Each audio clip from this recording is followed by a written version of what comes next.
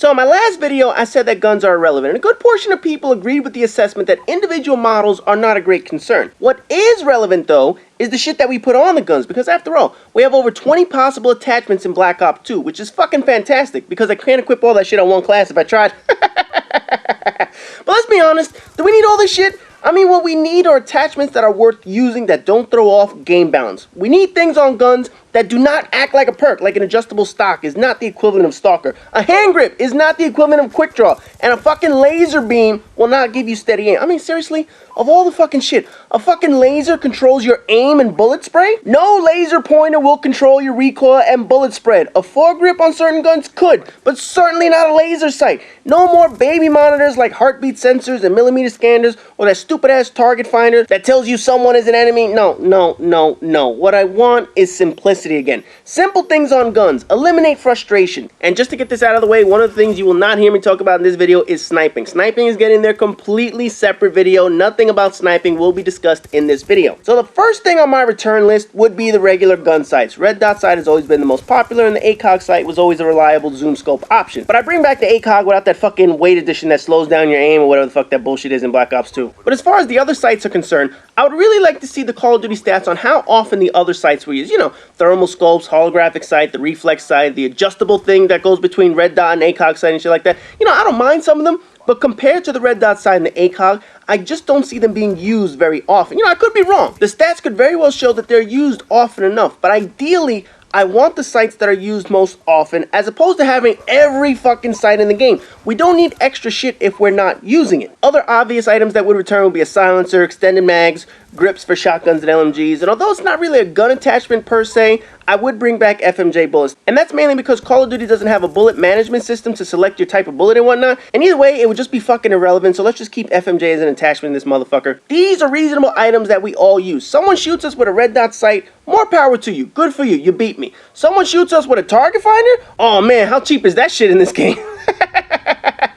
Having normal attachments is what Call of Duty needs. Having bullshit is what this game doesn't need. Because as you noticed, I left a few items off the list of shit to keep. First thing on the list that I would not bring back is the Noob 2. Oh, the fucking Noob 2, man. Listen, nobody argues it's a real-life weapon. Nobody argues that militaries use this motherfucker effectively. But you have to draw a line with real life and video games somewhere. The fact is, this shit is pretty much a one-hit kill from almost any distance without truly needing to aim the motherfucker. And that's the main reason why people can't stand it. And both developers have tried to nerf it. They've tried nerfing the damage, and they've tried nerfing the splash radius over the years. So here's my thing.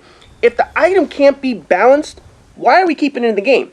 You know, dumbing down the damage or the splash radius doesn't match how effective the item is in real-world situations. It's a dangerous and lethal device, don't get me wrong. It's great for actual military service. But in video game, it doesn't translate well. So removing it is probably the best option, as opposed to the numerous attempts we've tried to nerf this motherfucker down, man. I'd rather not have an item than a totally unskilled nerf down version of what the shit can do in real life. And believe me, I had my fun in Modern Warfare 2. I use that shit all the time with one-man army and Noob 2.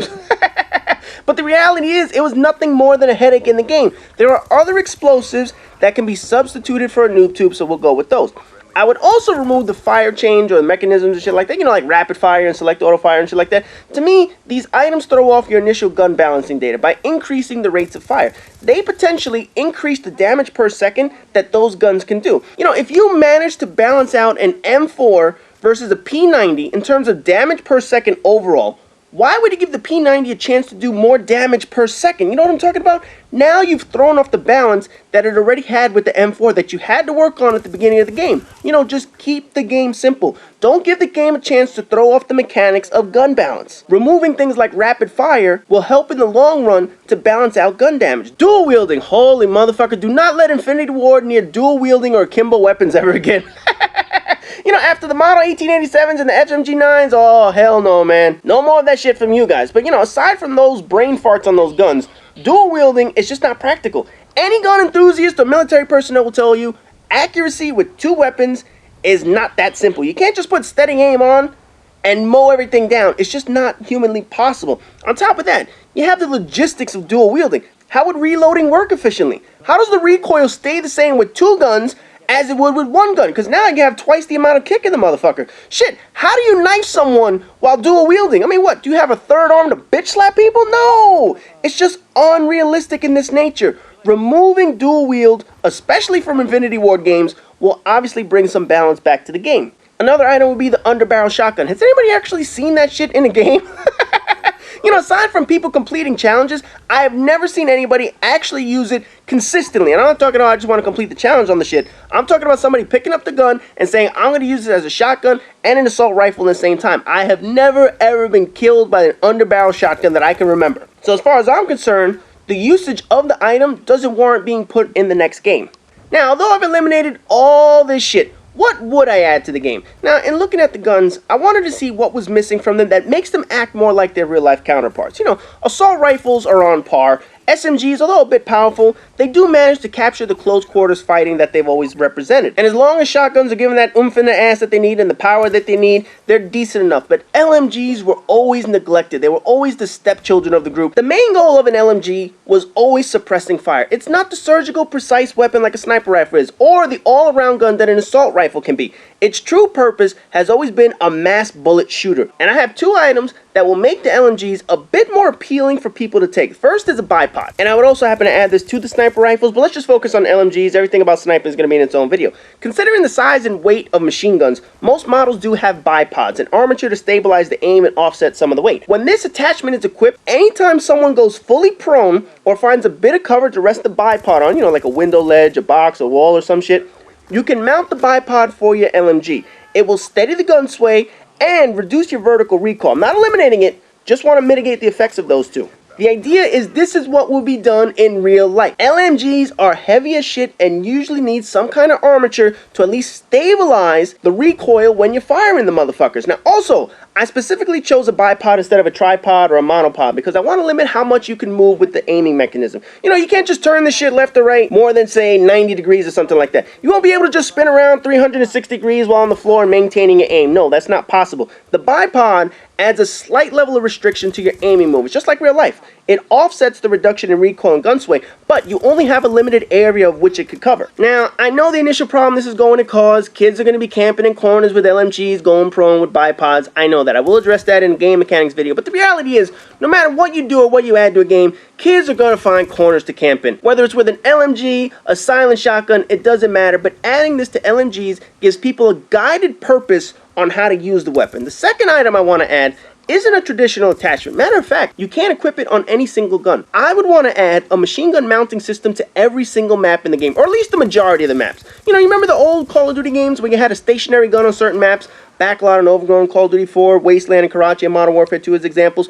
Well, I would add a weapon mounting system that allows people to attach their LMGs like an old school Call of Duty video game. In addition, next to each mounting system would be sort of a virtual ammo box that allowed the user to have unlimited ammo as long as they stayed mounted. Now let me be clear about this unlimited ammo shit. It is only available while you're on the mount, and it does not affect how many bullets your magazine can actually carry. You're still going to need to reload. If you only have 50 bullets in your magazine, you're going to have to reload after 50 bullets or 100, whatever the fuck it is you have. When you dismount from the attachment, your ammo reverts back to whatever it is you had in the first place. So the box isn't going to act like scavenger giving you extra ammo when you leave. No, it's not like that shit. It's only limited when you're mounted up. So if you came to the mount with only 25 bullets left, then you're going to leave with only 25 bullets. You will not gain anything other than those free mounted bullets. Now, I could already hear the groans about this.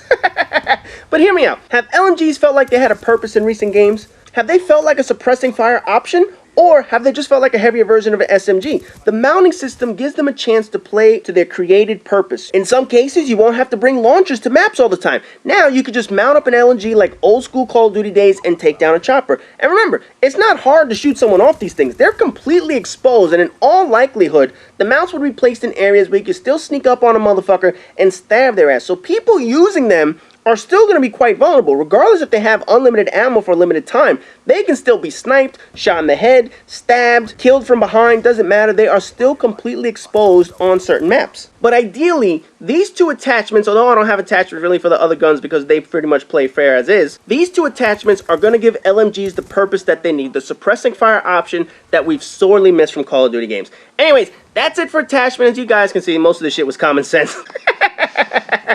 So as always, rate, comment, subscribe, and all that good shit. And stay tuned. The next video in the Blueprint series is going to be by far the most polarizing video in this entire series.